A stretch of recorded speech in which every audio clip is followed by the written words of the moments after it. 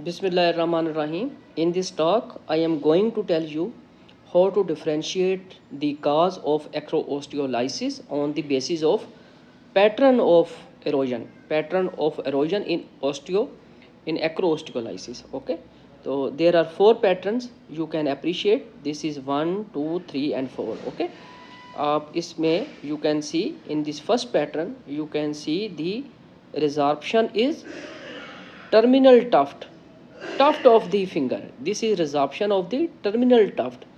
In the second pattern you can appreciate this is band like erosion. The distal and proximal part of the distal phalanx are preserved, but the middle part is absent, erosion of the middle part. And the third pattern you can see the periarticular erosion.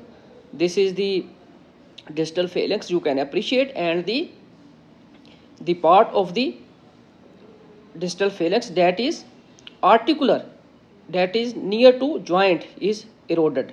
Okay, you can also appreciate in this image.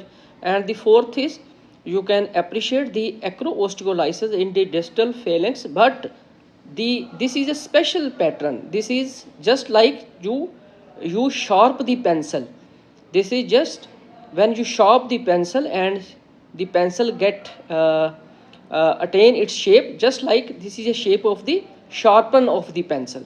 So there are these are 4 types of these patterns. So on the basis of pattern we can narrow down our differentials. This is a tuft resorption, and in tuft resorption the most common the DDs are scleroderma, hyperparathyroidism, psoriasis, Raynaud disease, and thermal injury. In thermal injury it could be extreme cold, in frostbite, and it could be extreme heat like burn and electricity.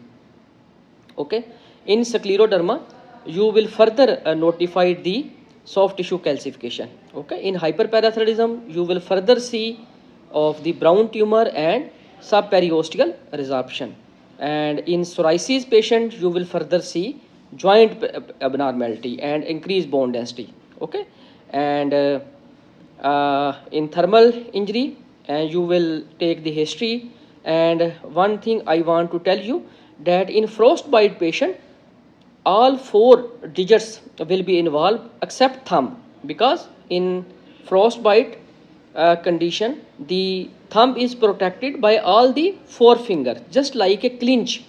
Okay, this was the tuft resorption differential. This is a band like resorption. The DD will be polyvinyl chloride toxicity, PVC toxicity. Second will be Hajdu-Chennai syndrome. These are the main DDs, and occasionally you can also see this type of pattern in hyperparathyroidism, collagen vascular diseases, and Gaucher disease. And this was the pattern. This is a periarticular erosion, and this pattern is seen in the multicentric reticulohistiocytosis. Okay, and this is the 4th pattern, in which you can appreciate the distal tufts are the distal phalanx is just like pencil sharpened pencil that is to be sharp in sharpen. And you can also appreciate there is a diffuse sclerosis of the all bone, and diffuse sclerosis, and this is a case of pycnodysostiosis. So in pycnodysostiosis you can see increased bone density. The distal phalanx is just like pencil that is to be sharpened, and in this case we will further see mandibular for angle, to measure the angle. Most of the time the angle is lost. Okay, and sometimes we see that only 1 finger is to be involved.